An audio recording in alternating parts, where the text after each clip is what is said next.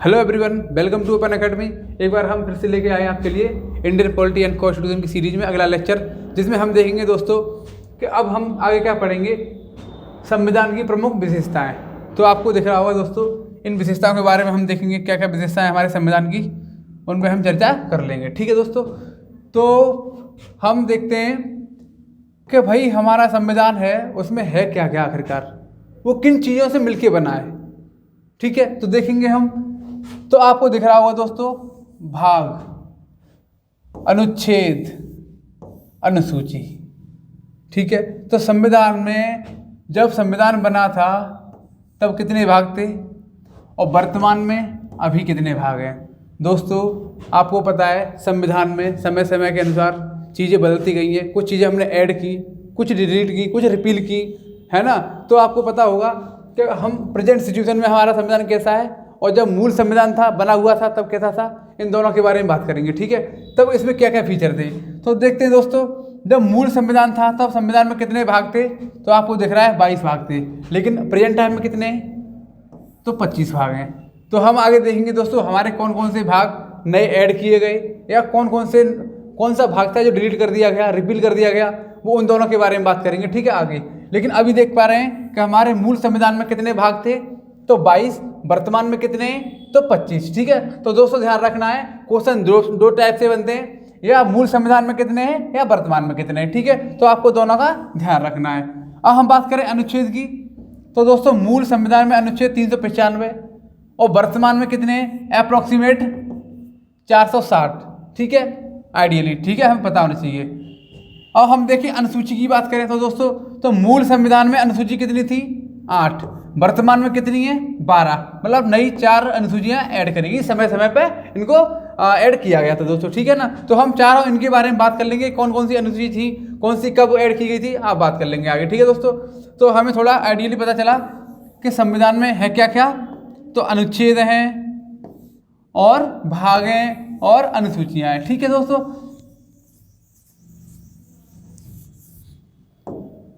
तो भाई भाग क्या है, भाग एक बड़ा सा घर है, उस घर में छोटे छोटे कमरे हैं। ठीक है, एक बड़ा घर, उसमें छोटे छोटे कमरे। ठीक है, ये भाग हैं सारे, और इन भागों के अंदर कुछ आर्टिकल हैं। ठीक है, तो जो छोटे छोटे आर्टिकल, उन कमरों के अंदर भी कुछ अलमारियां हैं, समझ लो हमारी। ठीक है, वो क्या है, आर्टिकल हैं, जिनमें बहुत सारी चीजें, बहुत सारे विषय मेंशन किए गए हैं। ठीक है, तो भाग हमें पता होना चाहिए क्या है, और उनके अंदर जो है ना, जो चीज लिखी हुई है, उनके हम अनुच्छेद बोलते हैं। ठीक है, तो भाग कितने हैं, 22 हैं, और अनुच्छेद कितने थे, 395। प्रेजेंट में भाग कितने हैं, 25 हैं, और हमारे अनुच्छेद अप्रोक्सीमेटली 460। अनुसूचियां 8 और वर्तमान में कितनी है, 12। ठीक है दोस्तों, ओके।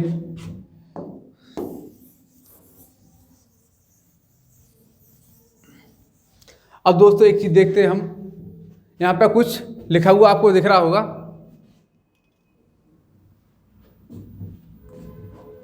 दोस्तों देखिए, अब हम देखेंगे आगे हमारे संविधान की और क्या क्या विशेषताएं। ठीक है, उनके बारे में बात करेंगे। तो हमने कुछ यहाँ पे पॉइंट मेंशन किए, इन पॉइंटों के बारे में हम डिस्कस करेंगे। ठीक है, तो आपको दिख रहा होगा पहला पॉइंट, सबसे बड़ा लिखित संविधान।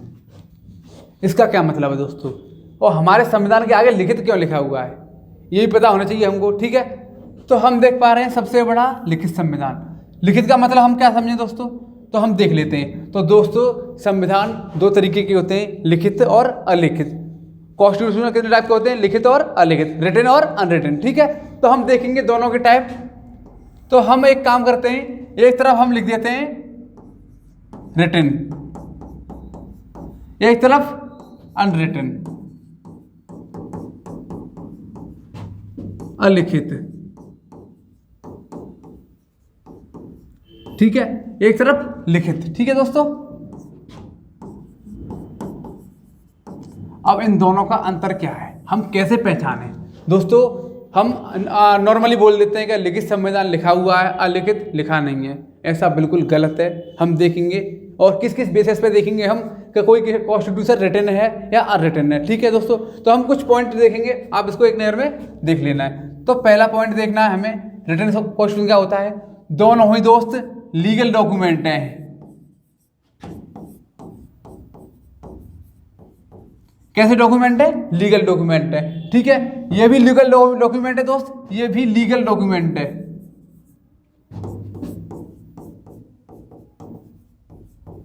इसका क्या मतलब है, देखो दोस्तों, चाहे वो लिखित संविधान सही चाहे अलिखित सही, दोनों के अपने दस्तावेज हैं, कानूनी दस्तावेज हैं। ऐसा नहीं है कि अलिखित संविधान के पास कोई कागज नहीं है, कोई दस्तावेज नहीं है, कोई एविडेंस नहीं है, नहीं, बिल्कुल है।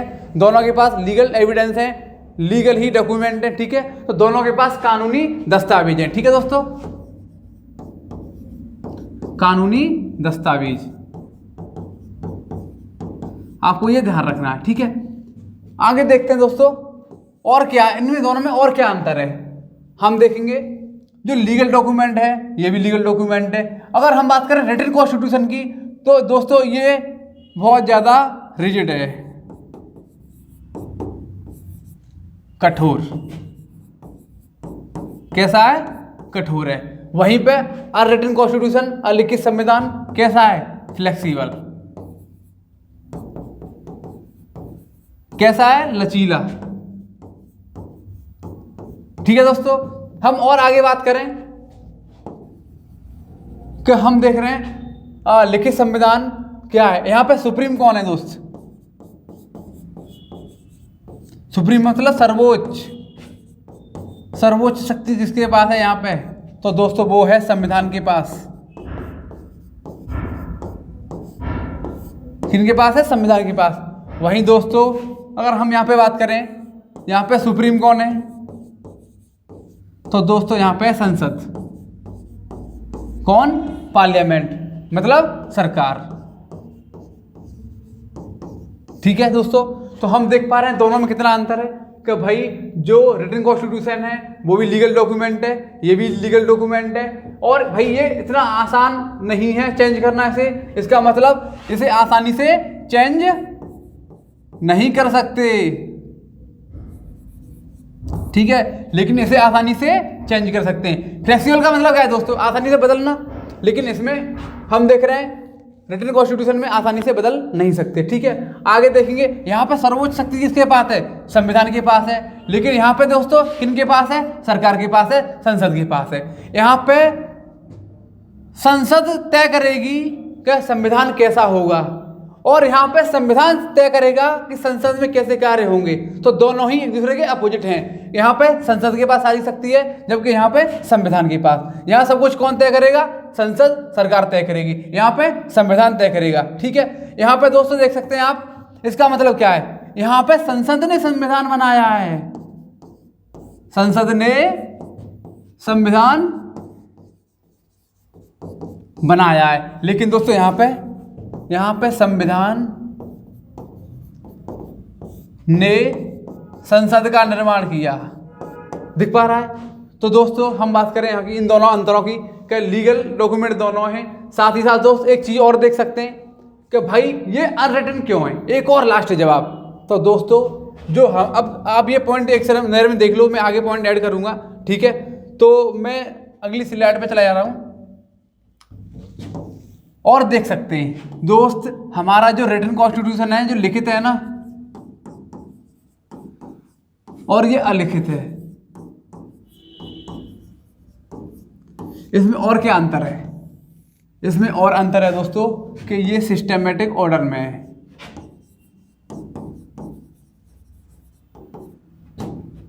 ठीक है, और ये विदाउट सिस्टमेटिक।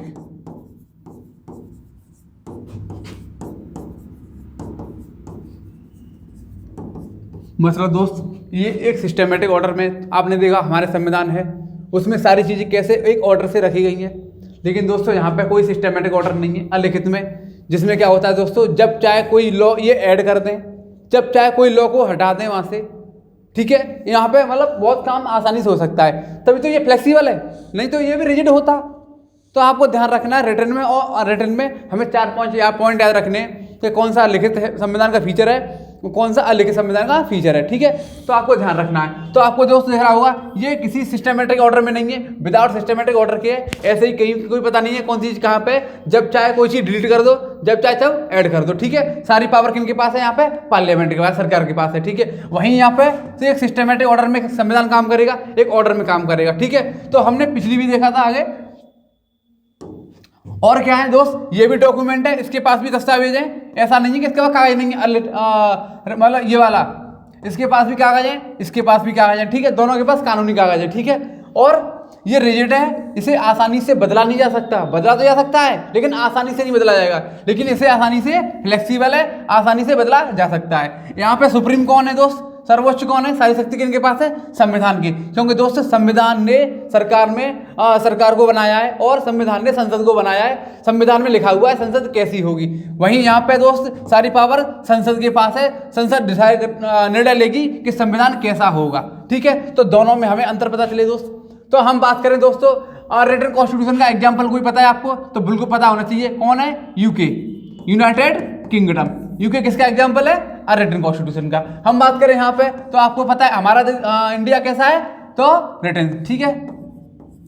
तो हमें दोनों नाम याद रखने, इंडिया, यूएसए, ये सब कैसे रिटन कॉन्स्टिट्यूशन है, जबकि यूके कैसा है, रिटन कॉन्स्टिट्यूशन है ना, अलिखित संविधान है। तो दोनों दोस्तों याद रखने आपको ध्यान से, ठीक है। आगे चलते हैं।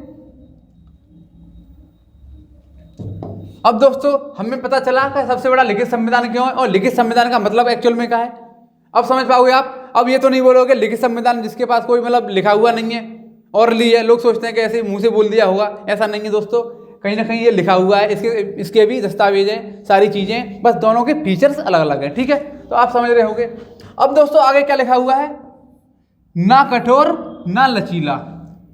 दोस्तों ना तो हमारा संविधान बहुत ज्यादा रिजिड है, ना बहुत ज़्यादा फ्लेक्सिबल है, ना तो इसने इतनी जल्दी बदला जा सकता और ना ही मतलब ऐसा भी नहीं बोला गया कि तुम बदल ही नहीं सकते।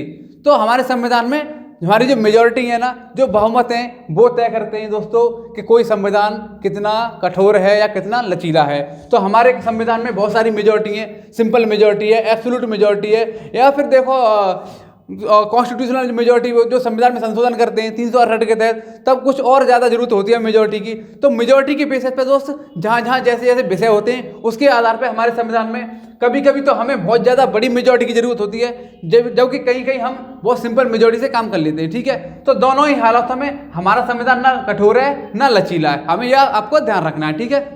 ओके, आगे देखो दोस्तों, एकात्मकता की ओर झुकाव के साथ संघीय व्यवस्था। दोस्त दो शब्द होते हैं, यूनिटरी एंड फेडरल, दोनों में क्या अंतर होता है हम देख लेते हैं, ठीक है।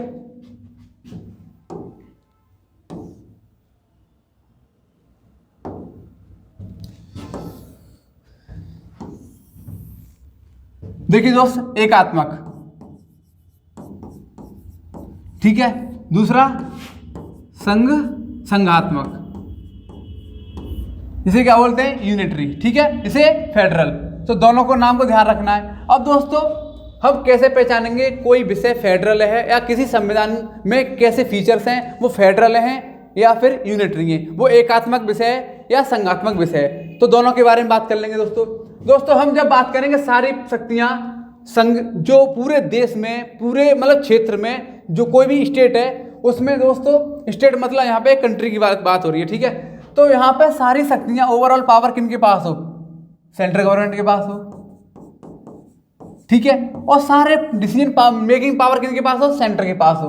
और वहाँ पे हम किसी स्टेट से, कोई जो राज्य है हमारे क्षेत्र हैं उनसे कुछ कंसर्न ना कर रहे हों, और अल्टीमेटली जहाँ पे जो भी लॉ होगी काम करेगी वो केंद्र की काम करेगी, वहाँ पे सारे फंक्शन होंगे वो केंद्र के होंगे और सारे निर्णय केंद्र लेगा, वो हमारे एकात्मक सिस्टम में आ जाते हैं, ठीक है। वहीं दोस्त संघवाद का मतलब क्या है, सेंटर अपना अलग काम करे, स्टेट अपना अलग काम करे, दोनों के काम में कोई एक दूसरे में इंटरफेयर ना करे, दोनों के पास अपनी अलग स्वतंत्रता हो। दोस्त ऐसे शब्द क्या होते हैं संघवाद में, ठीक है। तो संघात्मक होते हैं आपको पता है, और बाकी ये कैसे होते हैं एकात्मक। तो जहाँ पे दोस्त सारी शक्तियाँ किनके पास होती हैं, दोनों के पास अलग अलग शक्तियाँ होती हैं। केंद्र के पास अलग शक्ति है भाई, वो अपने क्षेत्र में काम करे, राज्य अपने क्षेत्र में होकर काम करे, ऐसे मामलों में हम इसे बोलते हैं संघवाद, ठीक है दोस्तों। हम बहुत आसानी से इतना समझ सकते हैं। एग्जाम्पल के लिए दोस्त हम बात कर रहे हैं सिटीजनशिप की, तो दोस्त आपको पता होगा सारे नागरिकता के मामले हैं वो किसके हैं? आपको पता है केंद्र के। बिल्कुल सारी शक्तियां किसके पास है नागरिक के मामले में? केंद्र के पास है। ठीक है, तो ऐसा जो फंक्शन जो सारी पावर केंद्र के पास हो, केंद्र ही डिसाइड करे, वो सब एकात्मक में आते हैं। तो नागरिक के मामले में सारे फंक्शन कौन काम करेगा? केंद्र सरकार। किसी को नागरिकता देनी है या किसी की लेनी है, कुछ भी करना है, वो कौन करेगा? नागरिकता मतलब कौन करेगा? संसद करेगी। संसद कौन? सेंट्रल गवर्नमेंट हमारी। ठीक है, वहीं दोस्त और अदर विषय हों, मान लो कुछ और काम करना है जहाँ पे केंद्र अपने आप में कुछ ना बोले और राज्य अपने आप में काम करता रहे। ठीक है, तो दोनों के काम अलग अलग हों, ऐसे सिस्टम होते हैं फेडरल वाले। ठीक है, आपको ध्यान रखना है। और एग्जाम्पल की बात करें दोस्तों, क्या हो सकता है दोस्तों इसका? आप बोल सकते हैं तुम तुम्हारा एडमिनिस्ट्रेटिव दोस्त, प्रशासनिक सेवाएं। अब देखो प्रशासनिक सेवा में क्या होता है दोस्त, सारी प्रशासनिक सेवाएं तय कौन करता है? सिलेक्शन कौन देता है? सारे काम कौन करते हैं? यूपीएससी के में काम कौन करता है? केंद्र सरकार। लेकिन जो आईएएस होते हैं, जो डीएम साहब होते हैं, वो काम क्या करते हैं? राज्य सरकार में। ठीक है, तो आपको देखना होगा कि सारी जो पावर है ना वो किन के पास है? केंद्र के पास है। तो ऐसे दोस्त बहुत सारे एग्जाम्पल हैं, तुम डिसाइड कर सकते हो कि जहाँ पे आपको दिखे कि जहाँ पे सारे काम कौन कर रहा है? केंद्र कर रहा है, वहाँ पे एकात्मक है। और जहाँ पे केंद्र अलग और राज्य अलग दोनों काम कर रहे हैं और एक दूसरे की शक्तियों में कोई इंटरफेयर ना करें, वहाँ पे हम देखेंगे संघात्मक विषय है। ठीक है,